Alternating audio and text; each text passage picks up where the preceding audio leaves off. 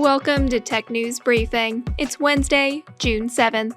I'm Zoe Thomas for the Wall Street Journal. This week, Linda Yaccarino took over as Twitter's new CEO.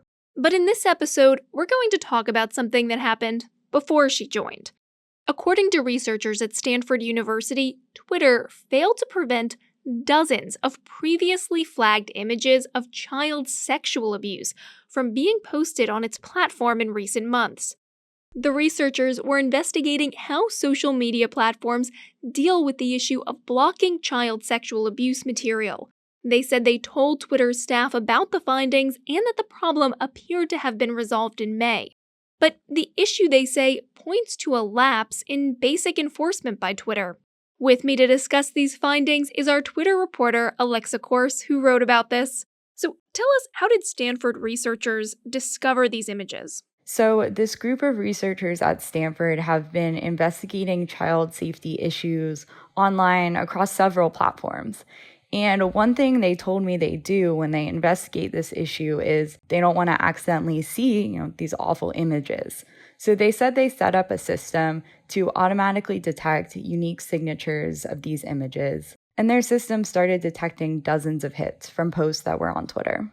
So Alexa, tell us, what was the goal that the researchers had?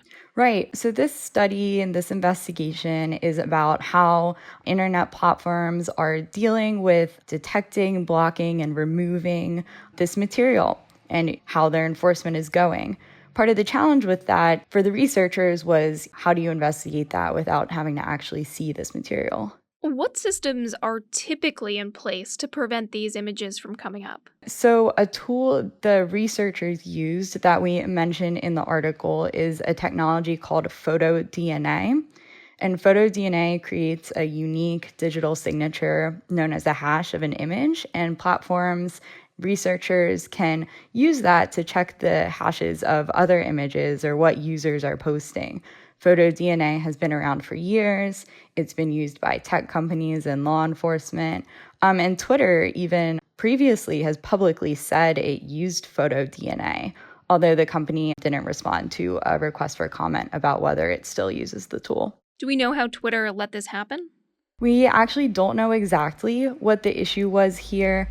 Twitter didn't respond to a request for comment or share details. But the researchers did tell me that they reached out to Twitter about the problem, communicated what they were finding, and Twitter told them that they had made improvements to their detection system. And the researchers also said that based on their analysis, it looks like Twitter had resolved the problem in May.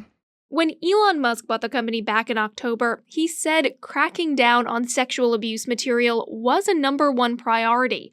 So what has the company done so far? Twitter says it has been cracking down on this kind of content.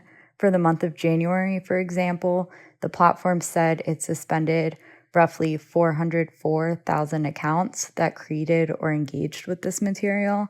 And the company said that was a 112% increase in suspensions since November. Hasn't this issue been around for a while? Right. One thing we say in the story and the researchers note is that Twitter is by no means the only tech or social media company to have faced this issue. And it's a big challenge for internet companies to detect and block this kind of material. Of course, bad actors can also evolve their methods. Is there anything that makes Twitter's approach different to other social media platforms? Well, the researchers pointed out in their report that Twitter faces kind of a particular challenge because its policies do allow some adult nudity. So the researchers said that makes it a bit more complicated for Twitter to figure out what's okay, what involves consenting adults, and what's not okay and needs to be blocked. Twitter, of course, prohibits material that features or promotes child sexual exploitation. Alexa, 2 of Twitter's top safety executives left last week. What does this mean for Twitter going forward, particularly as it has a new CEO? It's been a tumultuous period for Twitter.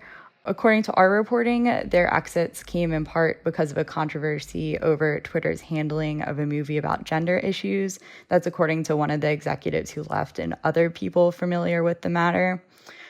More broadly, these departures raise more questions and shine even more of a light on how Twitter has been struggling with questions and controversies about content moderation. Musk has pledged to make Twitter a haven for free speech, but how does that play out in practice? All right, that was our Twitter reporter, Alexa Corse. And that's it for today's Tech News Briefing. For more tech stories, head over to our website, WSJ.com.